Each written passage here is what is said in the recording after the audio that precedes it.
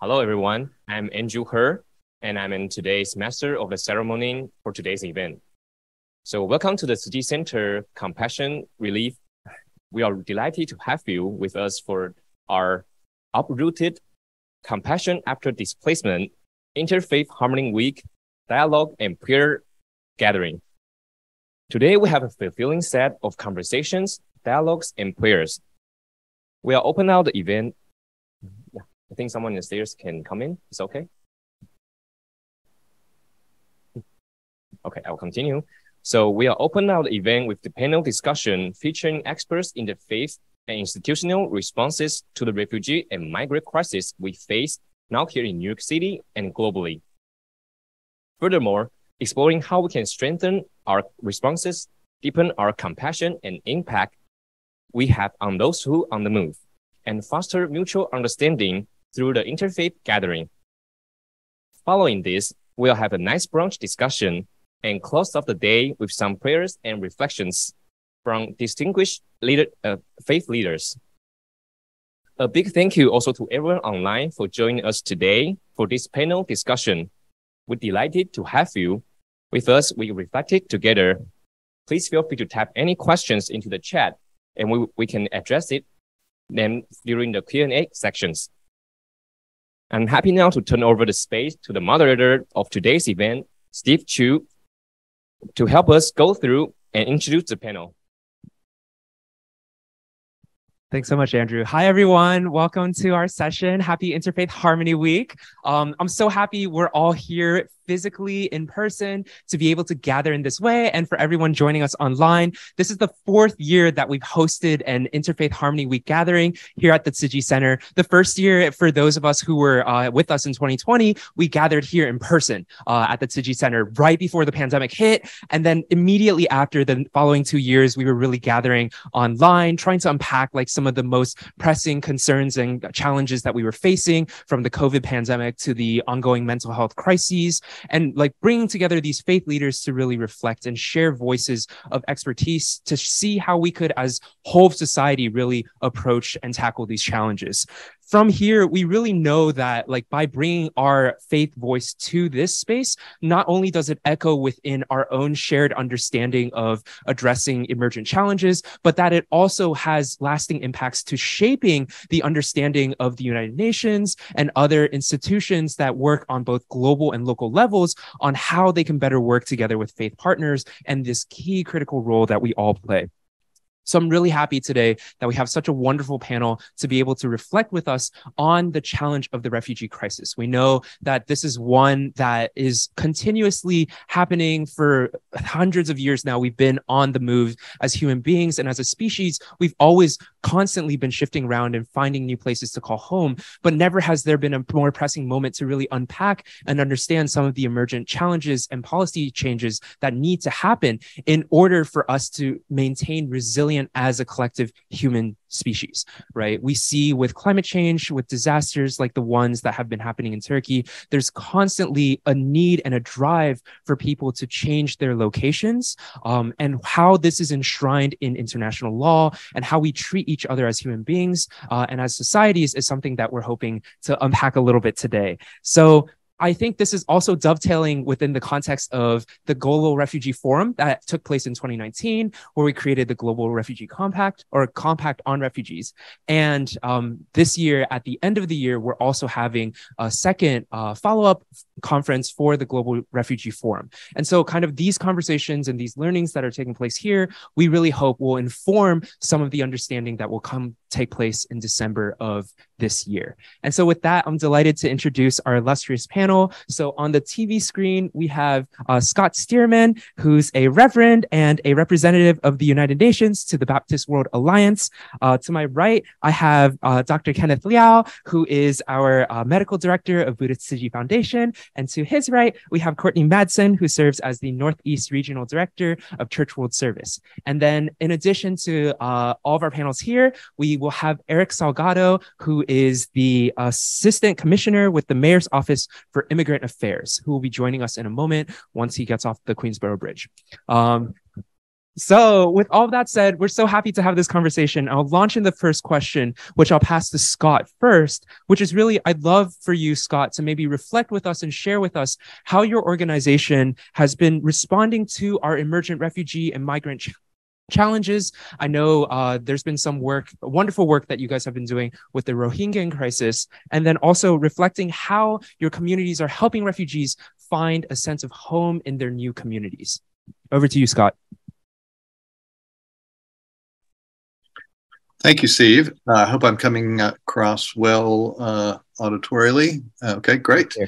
So thank you for this opportunity. I'm thrilled to be with this fine group of people doing important work. And I have worked with Steve in a couple of different contexts, and so I'm really happy to always to be with his energetic presence.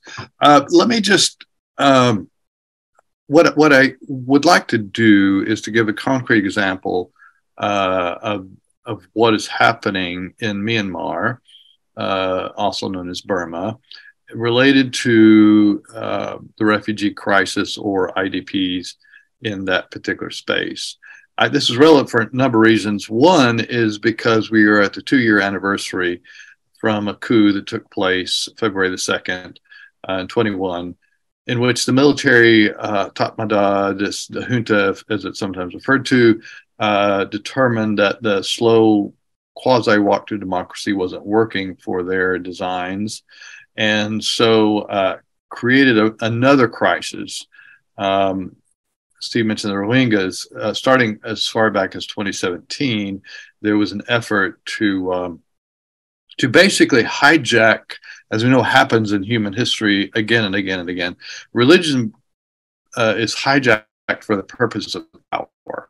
And so the people in power, in this case, primarily the military leadership, decided to create a narrative that this Muslim minority of the Rohingyas, and mostly in the Rakhine state of Burma, were attempting to create some kind of Islamic state in Burma, which of course is couldn't be further saying for any kind of truth.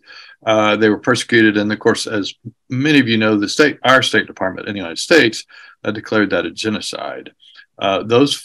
Many of those people, in the Rohingya people, have established temporary residence that may become long-term in Bangladesh. Now, following what happened 2 years ago, with the reaction of the population, there has been a military crackdown to prohibit any more protesting that has been aimed not so much at the Rohingyas as now the Christian population. Burma is primarily identified as a Buddhist country, as I'm sure you all are aware, but there are several states, the Chin state, the Kachin state, the Karen state, that are predominantly Christian. And of course, there's an overlap or an intersection, I guess, of religious identification and also, of course, ethnicity. Now, with the crackdown, there's been then a huge crisis of IDPs going into India. And in that case, there's been a faith response in the southern Mizoram area of India of people trying to meet the needs of between 30 to 40,000 displaced people. I realize I'm up against a time limit, so I want to just put this out there to say the Baptist Global Body is working both to try to channel humanitarian assistance to these particular regions, and we're working on advocacy to make sure the State Department, our State Department, and the UN is giving adequate attention to this human crisis when all the world's attention seems to be, maybe appropriately, looking at the Ukraine crisis. So, okay, let me stop there, just recognizing the time limit. I'm happy to come back and address anything else with questions.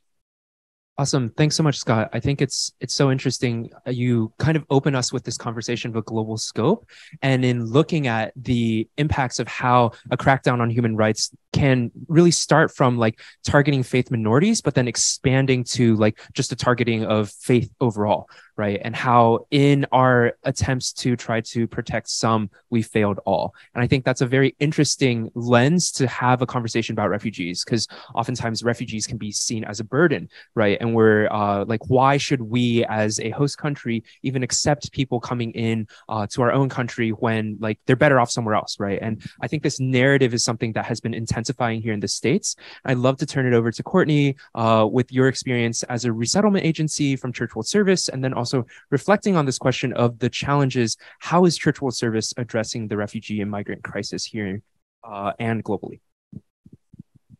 Thank you all. And so just a quick synopsis of Church World Service as an agency. We were founded in 1946 to respond to then an unprecedented event of the global migration crisis caused by World War II. And it was really a partnership of various faith communions to welcome newcomers to the United States, help them integrate into new communities and start new lives here. We're still doing that across the United States. I oversee offices here in the Northeast, specifically Pennsylvania, New Jersey, a small operation here in New York, and in Indianapolis as well. So, looking at this global migration crisis, I keep telling my staff that the word I'm really tired of using is unprecedented, because the past few years we have just seen, it seems like an unending surge of people needing to come to the United States for humanitarian reasons. In 2021, with the fall of Afghanistan to the Taliban, we saw a need to evacuate almost 100,000 people or more from Afghanistan in a very short amount of time. And then agencies like Church World Service helped those people then resettle into communities, and we're still working with them to find their way here in the United States and in New York and New Jersey more specifically. Ukraine is another new global migration crisis. We're seeing millions of people needing to leave their homes to find safety in second countries, and then also coming here to the United States to seek safety. In New York and New Jersey, we're seeing thousands arriving here seeking safety. So kind of adding onto that human flow, if you will. And then the other thing that we're seeing specifically here in the Northeast and in New Jersey more particularly is there's a direct connection to the southern border. And I'm going to surprise you all when I say the biggest population we serve out of my office in Jersey City is Cubans. And so I think it should be telling that the biggest population in some places isn't even making headlines after all of these multiple other severe and serious global migration crises that are impacting our region as well. So, I think the overall theme we're going to come to here is that the faith community has been instrumental in making sure that the door remains open, and even if it's just open by a sliver for people coming to the United States and other countries seeking safety. It's really been a coalition of faith communities who have really slammed their foot into a slamming door and said, no, there's room enough for everyone here. There's room enough at the table. But the size and scope of the need, it's overwhelming, and there needs to be a much more robust and thoughtful and sustainable response. And I don't think any one entity, any one community, or any one country can really come to a conclusion on how to adequately restore the dignity and self-determination that the people who are trying to find safety, really, that's really what they're looking for at the end of the day, is really dignity and self-determination. So Beautiful. Thanks so much, Courtney. I think really the challenge and the scale and scope of the crisis being overwhelming, and that being paired with this narrative that it's really not making the news is such a concerning issue, right? Because it's invisible. And so we feel the tensions within society, but then that comes to the challenge of us not being able to like adequately gear and equip our own communities with the level of need that may be pouring in. I'm delighted, Eric, that you're here.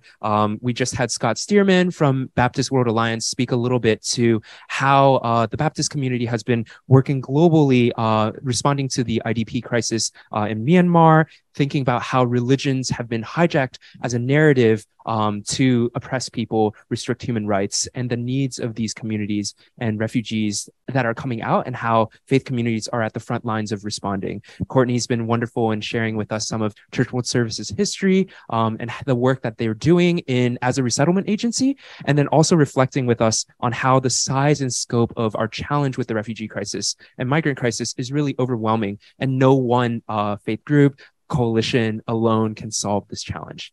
And so with this, I'm going to pass it over to Dr. Kenneth Liao from Tzu-Chi to reflect with us a little bit from Tzu-Chi's perspectives, how we've been working both as a coalition and as faith groups to work and respond with refugees, and what some of these emergent challenges are from our scope. And then I'll pass it over to you. Thank you. Good morning, ladies and gentlemen, distinguished guests. Before I proceed further, let's have a 30-second silent prayers for the refugees, those diseased, displaced in the Turkish and the Syrian border.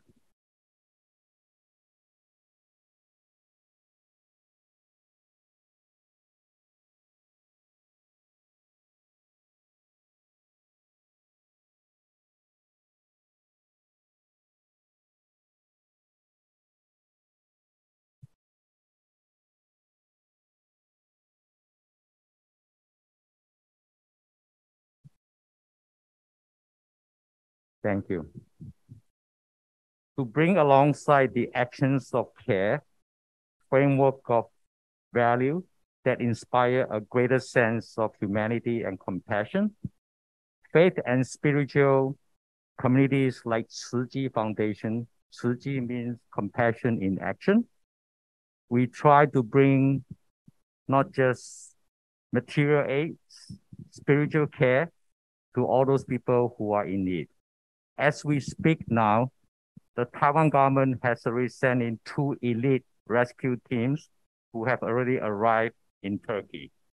And Tzu-Chi Foundation, in collaboration with China Airlines, the air cargo has been shipping our blanket, which is made of 20 plastic drinking water bottle, and aids and humanitarian aids. As we speak now, they just arrived in Turkey. With also collaboration from the MDM, Doctors Without Border, the medical organization whom I'm also involved with, and Airlink, the logistic situation that we're trying to bring as many aids as possible to a lot of people who are displaced, yet to be found.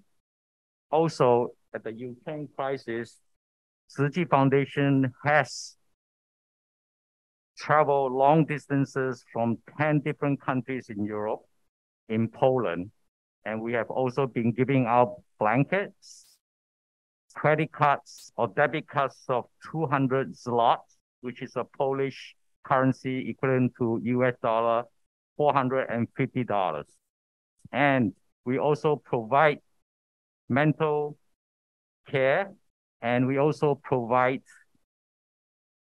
shoulder for them to lean on, to listen to their anguish and pain, and also able to hopefully relocate them. Tzu-Chi's humanitarian aid for refugees, we base on 4 cardinal principles: strategic, timely, practical, and with respect. So any of the refugees crisis we first go in, we are not the first responder, we are the second responder. We give them whatever material aids, financial aids in terms of debit card, which we have been doing also domestically since all the hurricane and different calamities. And also the midterm is to provide temporary housing. And then the final term is to provide them housing project, which make them have a sense of home. I personally have been involved in many, unfortunately, international relief and medical missions from Honduras, El Salvador, tsunami in Sri Lanka, Jordan 3 years in a row, helping the refugees to settle, to have a place of work, and to, of course, provide even the weather refugees like the Bedouin, the wandering nomads that have been displaced because there's no more climate change, there's no more vegetation, they can hardly survive. They are a tribal people with no identity, and they've been settling in the desert. And our Turkish and the Jordanian brothers and sisters have been helping them. So it's a lot to be taken care of, but we can only hope that with the spread of great love, Tzu-Chi will be continue helping, advocating, mitigating climate change, and hopefully will bring a better place, and hopefully have the whatever being displaced to settle in a new home, give them a sense of dignity and respect and self-reliance and sustainability. Thank you very much. Thanks so much, Dr. Liao. I think it's so interesting.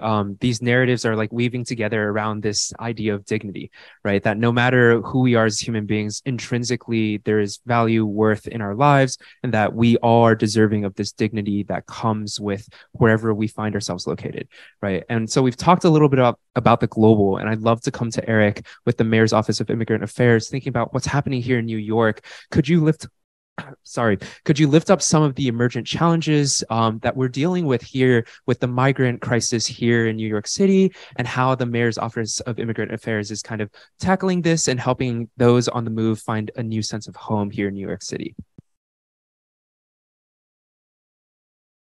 Good morning to everyone. My name is Eric Sergalo. I'm the Assistant Commissioner for the Mayor's Office of Immigrant Affairs.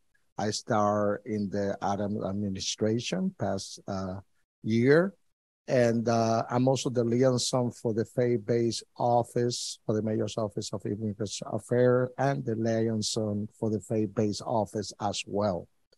I'm also a religious leader myself. I'm a pastor in South Brooklyn, but I want to share with you what we have been doing in our office to help the current asylum seeker crisis.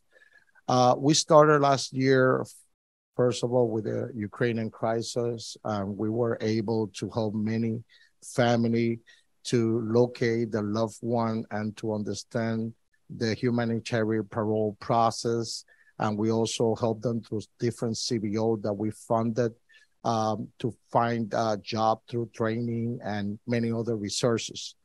Then after, in the month of June and July, we start to get a numerous family arriving from other states and other countries.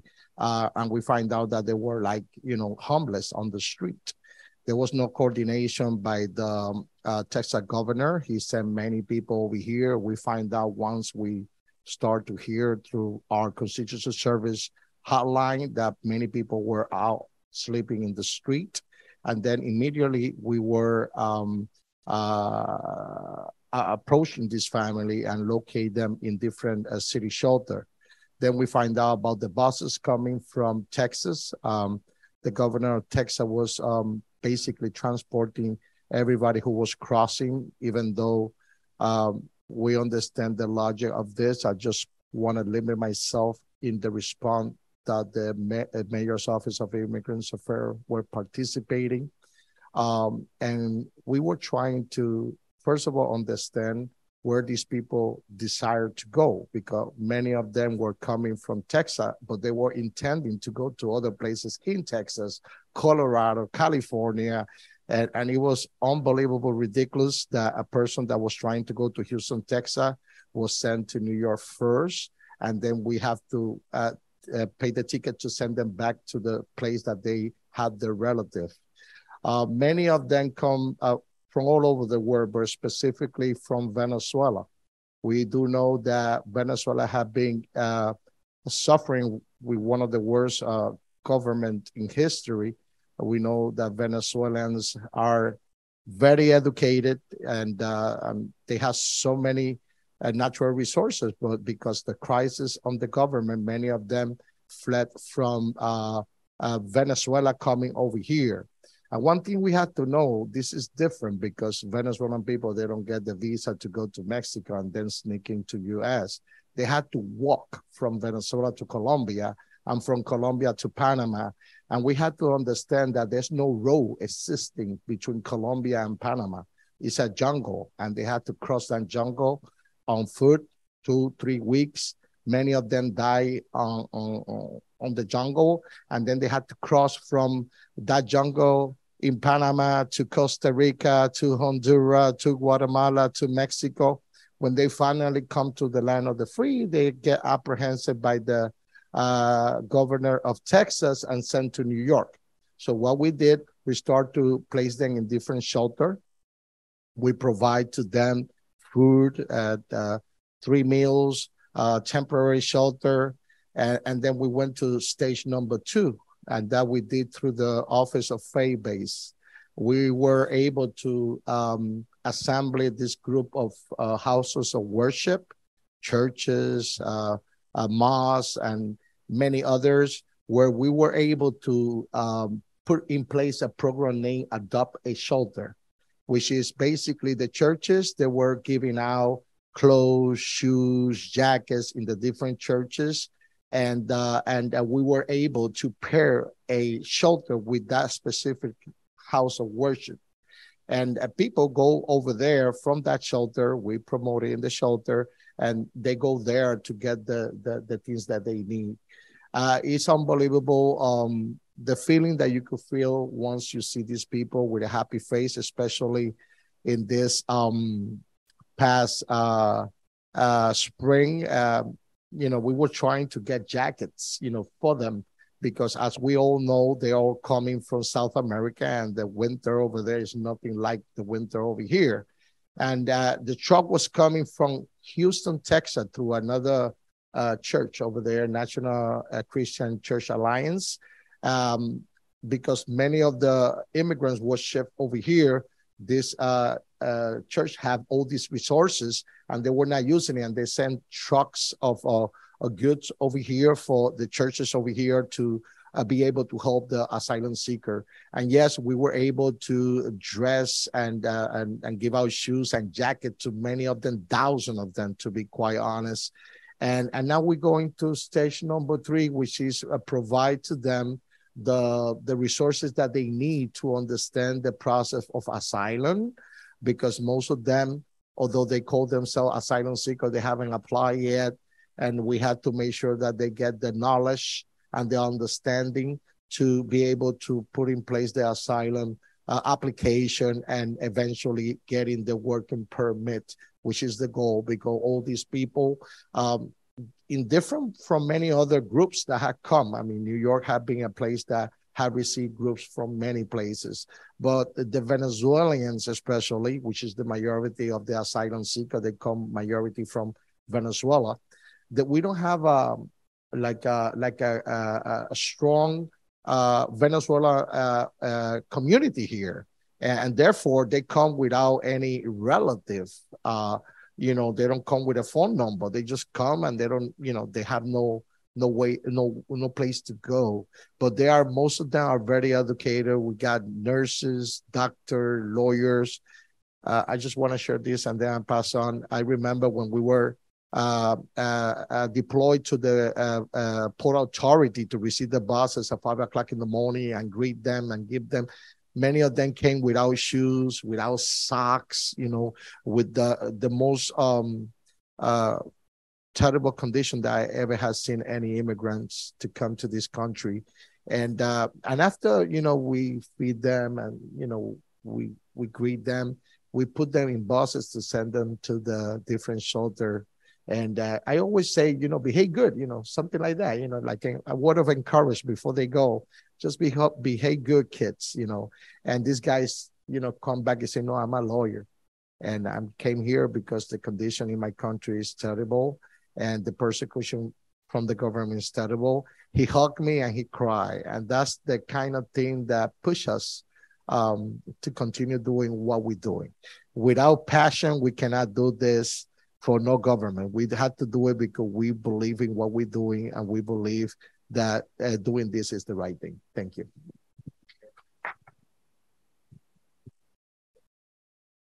Thanks so much, Eric. I think there's such a strong thread here in like belief, faith, and thinking about like how we can create stability, right? Like if in migrants being bused from Texas to New York, if we don't take care of them here and we bus them to the next place, once again, that like route of instability only continues on like a really arduous journey, right? So I'm really happy to hear about this Faith Adopting a Shelter program, thinking about like how faith-based groups are really at the front lines of ensuring that those on the move can experience a more compassionate destination, right? That when we arrive somewhere, it's not just greeted with hostilities and confusion, but rather a sense of kinship and brotherhood.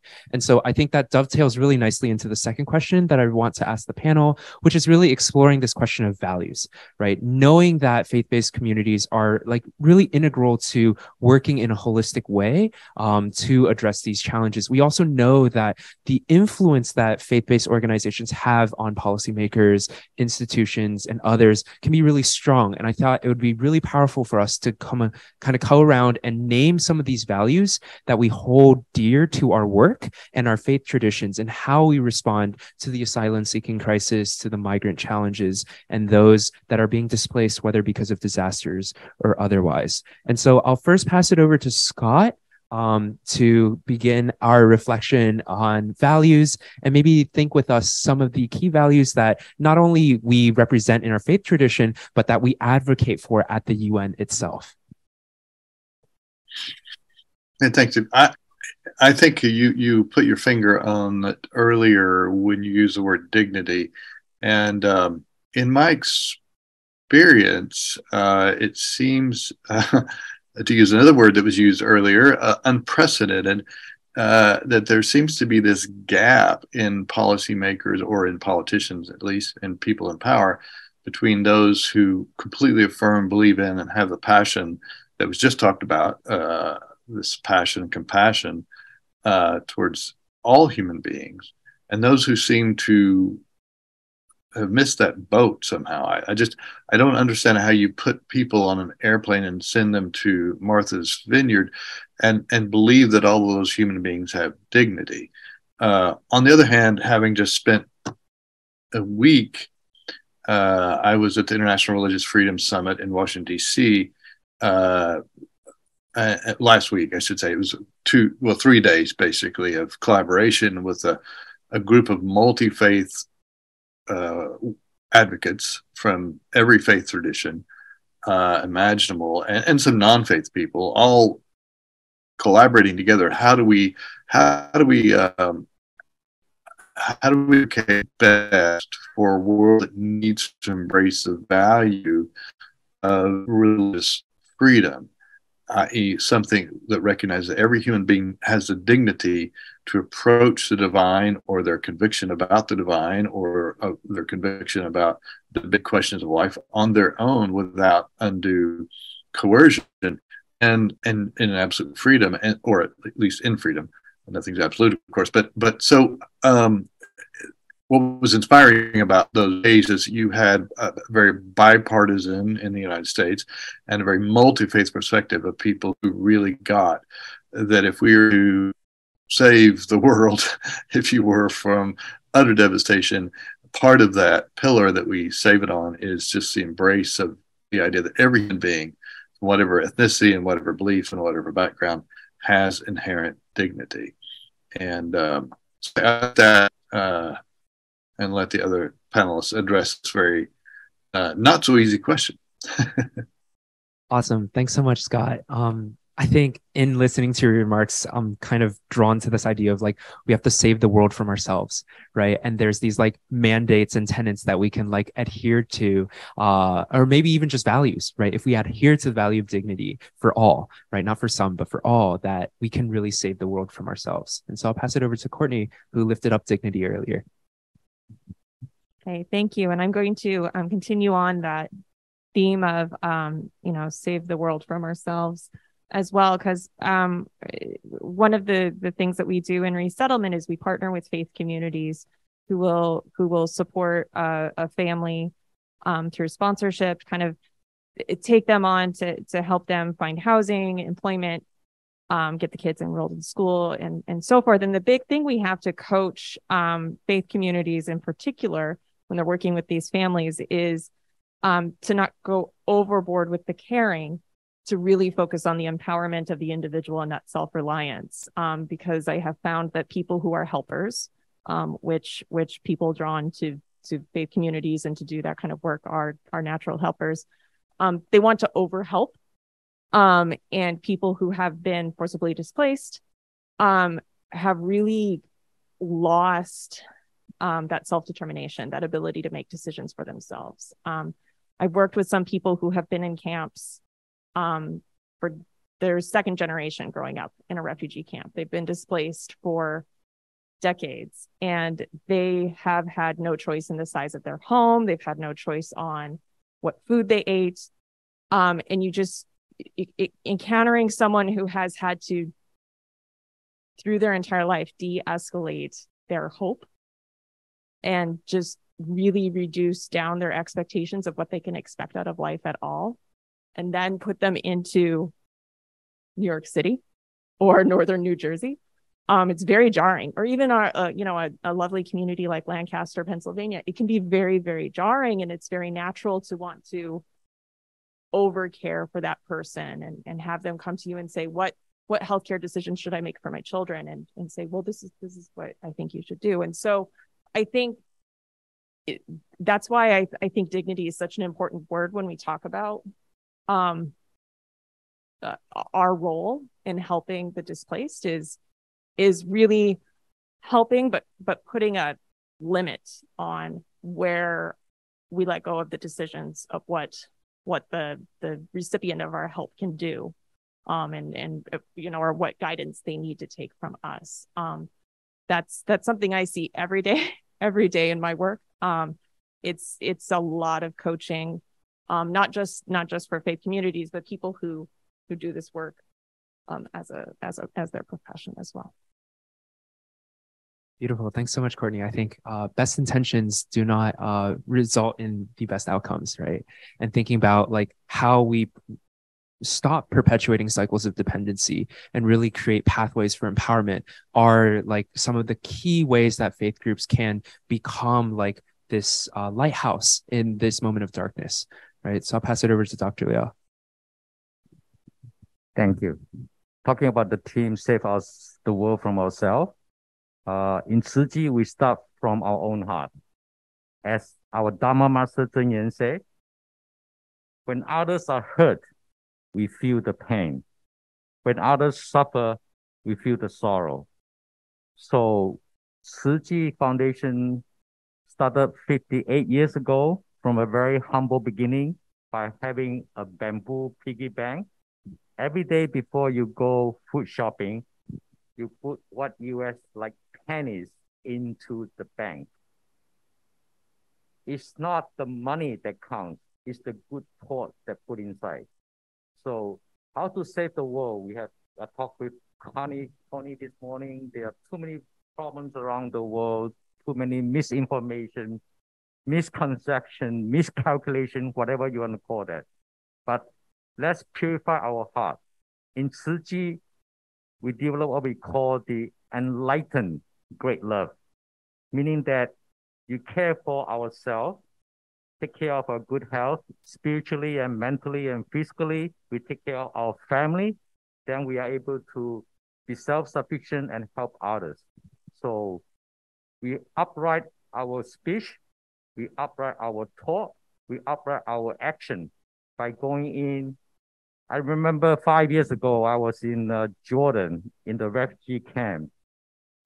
Prince Hassan came in and he is a great supporter of our Tzu-Chi medical humanitarian actions in Jordan. He said, Dr. Liao, thank you for helping us, bringing the food and everything. But the most important we want from all of you is, like we say, develop love and respect. I remember we were in a hotel trying to go from hotel to the refugee camp, which is 2 hours away. We brought in the half-boiled egg to the kids in the refugee camp. When they saw this, they throw away. You know why? Because they think it was hand grenade. They have not even seen a chicken nor an egg in their life. That's the world we are in right now. So to develop great love transcends no border. It doesn't matter if you have a color, religion, but the color of our blood is all red. So if we can develop self-love, great love, unconditional love, I think we'll be able to help. And the idea of Pure Land is not a dream. If we can start from ourselves, the communities, and the people around we live in, we can always play a great part in trying to help not just the refugees, ourselves, and the world around us. Thank you. Thanks, Dr. Liao. I think in thinking about like empathy, right, as like the vehicle to get us closer to great love is like a really interesting idea, because modern society seems very infatuated with individualism, right? Like we've lost sense of like the need for community. And if there is a community, it's such a tight-knit community that it's exclusive, right? Like everyone wants to be part of this exclusive idea rather than like recognizing that we're all universally interdependent and interconnected. I think that's a very powerful value to bring forth of great love. Pass it over to Eric. Thank you. When we talk about dignity, we have to think about integration. All these immigrants community come to the city and they didn't walk or travel from so far away to depend on the system over here. And that's one thing we have to have clear. They need to be integrated to the city. And the best way we found for them to achieve so is through the faith-based organization. Number one, because they trust the faith-based organization. They trust the churches, they trust the mosque, they trust the imams, the pastor, the priests. So most of them come from countries that have very difficult governments. And they distrust the police officers there. They distrust the military forces over there. However, when they come over here, they find in the houses of worship a friend, a partner. So when we are doing this Adopt a Shelter program, we are trying not only to provide what they need, but to be able to share the word among the different churches members for them to find a job, find a room, find an apartment, so on. However, for a person to be able to integrate, they need to be so dependent. So that's what we're trying to do now. They all need to know that if they are seeking for asylum, the first step they have to do is to apply for asylum. And many of them are so misinformed. They believe that the hearing date that they got from the immigration court is when they have to apply for asylum. And that is not true. In fact, they must apply for asylum before the 1-year anniversary of their arrival to the United States. And 150 days after they apply for asylum, they could apply for the working permit. So many of them don't know that. And I even think many of the citizens don't know that. I mean, most of these people are coming to the United States because they are trying to avoid the persecution in their own country. And that's why we have this program called Asylum for them to apply and be able to integrate in this country. And I believe with the shortness that we have in the nurses industry, the shortness that we have even in our educational system, many of these people who are well educated, and I tell you something, some of them speak English. They came from their own country and they speak English. I encountered that with many Ukrainians and also with many Venezuelans. So it is not about them coming here to depend on the system. It's about them coming over here and get the help they need to integrate into our society. And we could do so. And through the churches, now we have a program that many churches could shelter asylum seeker in the churches, and they could apply for city funding on doing so. Because first of all, we are running out of shelter in the city. And second of, integration is so important. When you go to a house of worship, you learn who is a mechanic or who is a doctor there, or who have a farm and need workers. That's the only way they could integrate, when they start to interact with the different community. And what best of the community of faith to help these folks to integrate to our society. Thank you. I'd just like to add one point that you just mentioned about integration. A very successful example is in Jordan. When I was there 3 consecutive years in a row, through the Tzu-Chi Foundation, we are able to have the Syrian doctors to operate on the Syrian refugees in the hospitals. They were able to reciprocate their license, and they were able to offer them a job in terms of doctors, nurses, mental health workers to work in the hospital. And of course, we also have rented the school, after school, to provide the education, which we think is the most important for young kids. Education cannot wait. So it's, if you are in medical emergency, so on these 2 areas, we are able to integrate schools in the afternoon to provide education.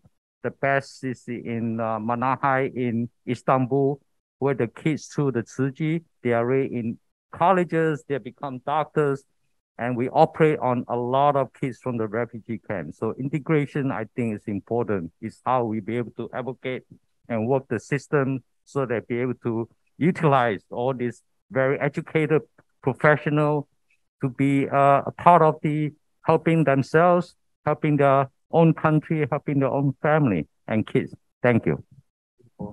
Thanks so much, Eric, and thanks, Dr. Liao, for that additional note. I think thinking about transforming this narrative from refugees, asylum seekers, and migrants being burdens on the host country and societies to a value add is a powerful idea to put into this conversation, right? And that, like, and the only way that's doable is through integration, right? And recognizing that faith communities are one of the immediate ways that we can access like a really strong and vibrant community that isn't here to exploit you, right, for your labor, but rather to empower you to find hope for a better future is, I think, a really beautiful thread of like how we begin from crisis to a possible solution.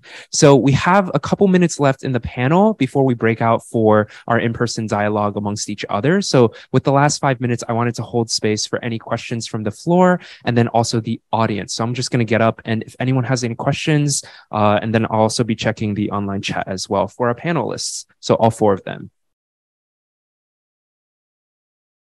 I have one here that I can start with, and then maybe if there's anything from the floor. Okay. Safit, you want? Okay, we'll start with Safit, and then I'll take one too. Thank you very much, Tzu-Chi Foundation, for organizing this program and for wonderful presentations by all of our panelists. I wanted to ask about public-private partnership and fundings that what avenues are open statewide and federal-wide, and what avenues are closed, because as you mentioned, religious communities, and I belong to the Islamic Society of North America, and we have our office based in DC, and we also have an office in Plainfield, Indiana, not too far from you all there. And I wanted to see what are the greatest challenges regarding that public-private partnership, because definitely the religious communities have a lot to offer and are offering. the places to stay, the way of integrating people into the communities, the way of maintaining national and religious identities for people that have been forced from their homes, and would like maybe one day to return back. I mean, this is a problem because part of the process of what's happening internationally is what we termed in Bosnia, in my ancestral homeland, ethnic cleansing. The purpose is to remove people from the land so that they may never return. And so the religious communities can find a way to maintain that religious and national identity to bring people back. But my question is how they can work and to support this issue, especially given the fact that religious communities also advocate in other areas.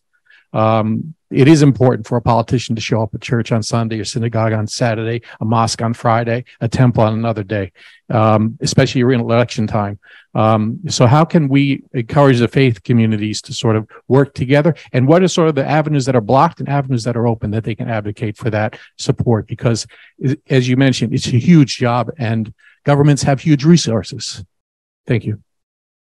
Lovely. Thanks. Thank you so much, Safet. I'll take one more question from Grove, and then if there's no other additional, we'll take a batch of 3 and then pass it back to the panel for remarks. Thank you very much for this really wonderful, warm panel. I agree about talking about kindness, profoundly about kindness for all of us. I wanted to reflect on a panel that I saw at the UN a number of years back, raised the bar very high, and said that citizenship should be offered to immigrants so that they could maintain it in their home community and in the community they were being integrated into. So I wonder about your thoughts about how we could grant that dual citizenship for to lift up the dignity and rights of these new members of home communities and their new host communities. Thanks, Grove. And then any final questions from the floor? If not, I have one here, which is just a very simple one. Final calls to actions, recognizing we have a lovely faith community here today. Are there any key takeaways and calls to actions that faith communities can support your work moving forward as we continue to deal with the sustained response? So I'll start first with Scott and pass it over to you. Yeah, I'll address Safet's question that I very quickly with another specific example related to Myanmar. So the Chin State is a mountainous state in the northwest part of Burma, Myanmar, largely Christian, as I said. There has been a significant amount of funds from USAID, but that funding has not been able to reach the people, both because of the military conflict and also because of the terrain. And there simply isn't the infrastructure. And so part of my work with some colleagues, again, multi-faith folks working on this, is to get USAID to change a few of their requirements to allow some greater participation of some of the faith-based partners on the ground. And we're working to, I won't bore you with all the details, but this is, I think, relates to this public-private partnership. We have to, and there is at least, I'm happy to report, people at the State Department and USAID who I think growingly understand the significance of faith communities in this work and know that sometimes you have to get on the ground and see exactly what works and work with people who are there and trust that they know exactly what both the best way to get the aid and the best way to distribute it, et cetera. Yeah. Okay. Moving on. Beautiful. Thanks so much, Scott. Over to you, Courtney. So I think to both my final thoughts and to talk about the public-private partnership and where I think there's a lot there, but I think to be succinct and to respect time, I turn over a lot in my head a phrase that I learned from someone who works in a faith community in a faith-based organization on the southern U.S. border in El Paso and is working on both sides of the border. And the thought that he shared with all of us at a board meeting with CWS was, we have to overcome this fallacy that there is not enough room at the table. And I think that when I think of like full partnership with the faith community, that's the message that, like, right thoughts, right words, right actions. We need to have that fully embraced by all of us. And I think that's both my final thought. And I think where, we start with discernment with public-private partnerships in a more, when we're talking about time, talent, and treasure, getting involved in people's lives, or just, through our actions every day as in faith communities. In terms of the dual citizenship question, I'm going to leave that aside. That gets into constitutional law and immigration law, and I am not qualified. So I'm going to hand it back. Thanks so much, Courtney. Over to you, Dr. Liao. Thank you. Based on the first question regarding the fundings, and Tzu-Chi has, as you know, is a 501c3, just like any non-profit organization. We, of course, secure our fundings basically from within. Like I said, the Bamboo Bank is still on. And even when we go to international relief, we'll tell everyone on the floor, it's 1 penny. If you don't have a penny, just put the hand into the Bamboo Bank. It's the concept of great love, kindness that you can put in there. And mind you, that power is very powerful. And also, the best example is like water. This young man from New York City, he went to Africa. He started this organization called Water. From one person, Leonardo Tzu-Chi is involved, and he has all this really, of course, Tzu-Chi also, we applied to UNHCR, for example, like the refugee camp in Jordan. There are not many organizations left in there, but Tzu-Chi helped them to be able to self-sustain. I think that's important. From someone who received the money like this, they become someone that be able to help each other. In terms of dual citizenship, like I say, in Jordan, it has been very successful because historically, Jordan has been helped by a lot of other countries, especially Syria before the war, Iraq, and of course in Thailand, in Bangkok too. As you know, they are like Rohingya. There are like over 100 different nationalities in Bangkok, in Taiwan, in Thailand. And Tzu-Chi has also been through UNHCR to help them to seek asylum and hopefully develop a permanent residence in Thailand. So to answer that question, I'm not a legal thing, so I don't know about domestically, but internationally, we have been working towards that goal. Thank you. Lovely. Thanks so much, Dr. Liao. I'll pass it now over to Eric. Thank you so much. One of the things that moved me to be more involved, I have been a religious leader my entire life. However, when I met Mayor Eric Adams, then Board President Eric Adams, he used to come to my church all the time and see what we do. And he used to enjoy it so much. And saying that it is important that we understand that we have separation between the state and the church. However, that doesn't mean that we cannot partnership to serve the very same community that we are looking to help. Therefore, in this administration, the faith-based office was created because churches have been doing this day in, day out. As far as I remember, I started when I was very young.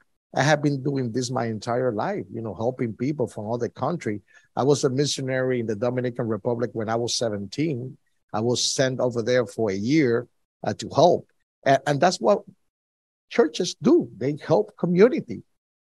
I don't see a way of any house of worship, no matter what religion is, to be successful if they're not serving the community. However, the city and the government have the resources. So the way we are working is funding these CBOs that are established by different religious organizations to get the funding and serve the community that trusted them because of they share the same value, the same religion, the same faith, and also funding the churches. right now we have a program put in place. As we all know, many houses of worship have their own retreatment center to go out, and they could accommodate 100 people, 200 people, 300 people, some of them 500 people, with beds, with, a chapel to do service. So we are, accommodating for the city to give fundings to this organization for them to be able to at least cover the cost, because it's not about making money. It's about covering the cost for the food, for the basic necessity. And also, one thing I want to emphasize that the city is doing, we are providing health insurance for all immigrants in New York City. Doesn't matter how long they're here. You come to this city, you deserve at least the most basic service that any human being, when we talk about dignity, deserve. So yes, I believe that churches or houses of worship should be partnering more and more with the government. And you should reach out for the faith-based office. Pastor Gil Monroe is the director. Fernando Cabrera is the senior advisor. There's so much funding and so many programs for the churches to participate and be able to get access to these resources that are there. In regard of the double citizenship, first of all, when people apply for asylum, they become residents, so they have enough time to decide what they're going to do, and each country decide what they want in regard of that matter separately. So that's something I cannot comment, but I could emphasize that they would not lose their citizenship if they apply for asylum, because it's a process, and then later on down the road, they will take the decision they want to take. Thank you so much. Thanks so much, Eric. And thank you to our wonderful panel for these beautiful reflections and remarks. I think we've really unpacked the power that comes from collaborating and working together with faith-based organizations to address this emergent crisis. And in the spirit of mutual understanding and interfaith harmony, how we, through these different lenses and different faiths, really approach this challenge to create virtuous cycles of compassion, giving, and empowerment. So if you could join me in thanking our panel once, and I'll pass it over to Andrew.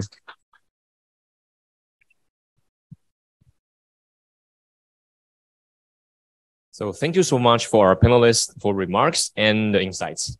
So you are right about the most important part of the refugees and migrants is how we help them to live with dignity and have the basic need to continue their lives.